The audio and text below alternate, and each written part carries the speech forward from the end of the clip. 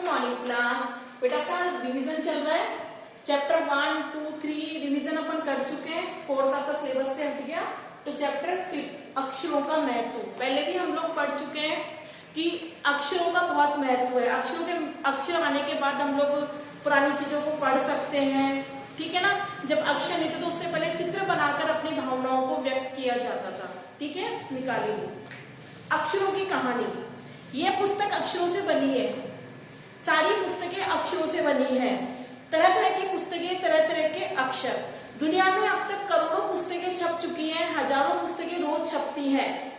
तरह तरह के अक्षरों में हजारों की तादाद में रोज ही समाचार पत्र छपते रहते हैं। इन सब के मूल में है अक्षर। कहाँ से छपते हैं? अक्षर। बिना अक्षर के ये सब छप सकते हैं? नहीं। हम कल्पना भी नहीं कर सकते कि यदि आदमी अक्षरों को न जानता तो आज इस दुनिया का क्या हाल होता। सोचो अगर अक्षर नहीं होते तो हम कैसे समझ पाते, कैसे हम पढ़ पाते कि पहले क्या हुआ था, या आज की हमें कैसे ज्ञान प्राप्त होता। कोई कह सकता है हम अक्षरों को अनादिकाल से जानते हैं? अक्षरों का ज्ञान हमें किसी ईश्वर से मिला है।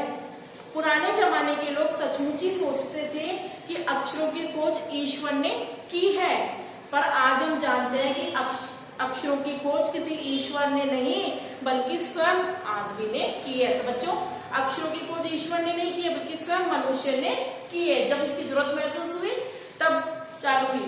अब तक आप ये जानते हैं कि अक्षरों की खोज किस देश में किस समय हुई। हमारी धरती लगभग 5 अरब साल पुरानी है। कितने साल पुरानी है? 5 अरब साल पुरानी। 2-3 अरब साल तो इस धरती को किसी प्रकार के जीव जंतु नहीं थे। आपको पता नहीं कि सूरज का एक टुकड़ा था, खूब दिन तक आग का गोला रहा, वो धीरे धीरे उसको ठंडी हुई, फिर पानी हुआ, फिर जीव जंतु आया, फिर करोड़ों साल तक केवल जानवर और वनस्पति का ही इस धरती पे राज्य रहा।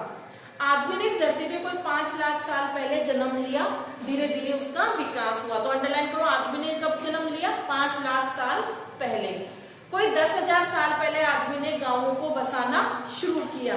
वह खेती करने लगा। वह पत्थरों के औजारों का इस्तेमाल करता था। फिर उसने तांबे और कांसे के भी औजार बनाए।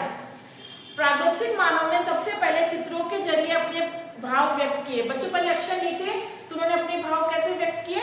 चित्रों के माध्यम से। जैसे पशु पक्षियों, आदमियों आदि के चित्र। इन चित्र संकेतों के बाद से भाव संकेत अस्तित्व में है। मतलब इशारे करके बताना। पहले चित्र बना के अपनी बातें पहुंचाते तो दूसरों तक, फिर भाव यानी इशारों के माध्यम से बताना शुरू किया। जैसे छोटे वृत्त के चारों ओर किरणों की घातक रेखाएं खींचने पर सूर्य का चित्र बन गया, ठीक है ना। जैसे गोला बना दिया, चारों तरफ रेखाएं खींच दी, समझ में आ गया क्या है? सूर्य। बाद में यही चित्र ताप या धूप का भी द्योतक बन गया।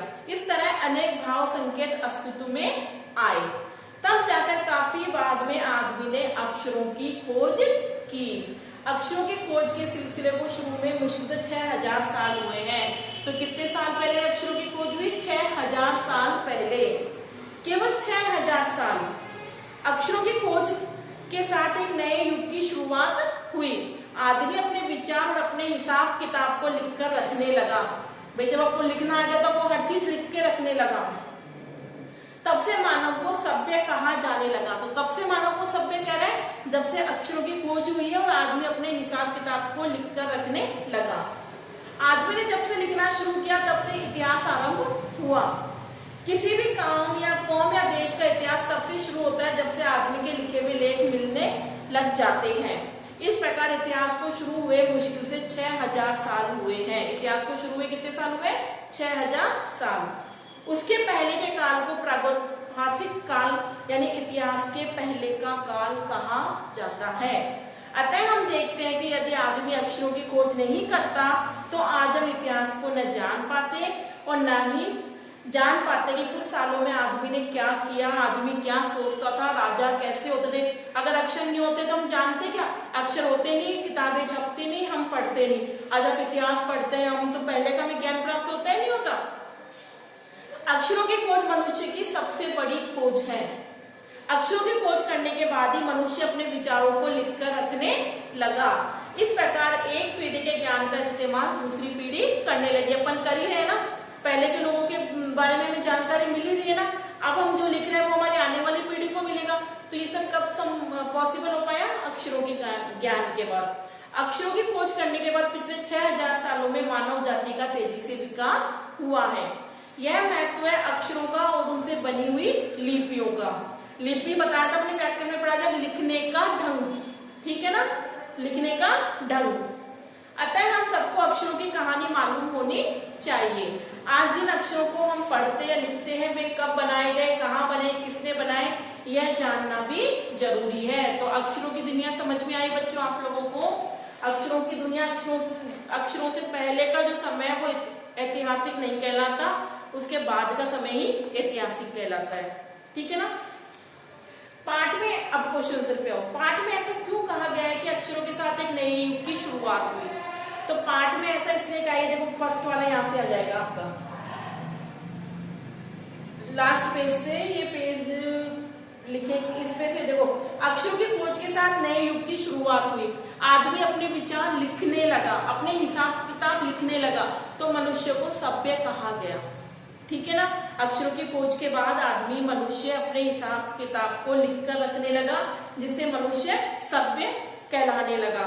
और आदमी ने जब से लिखना शुरू किया तब से ही इतिहास आरंभ हुआ।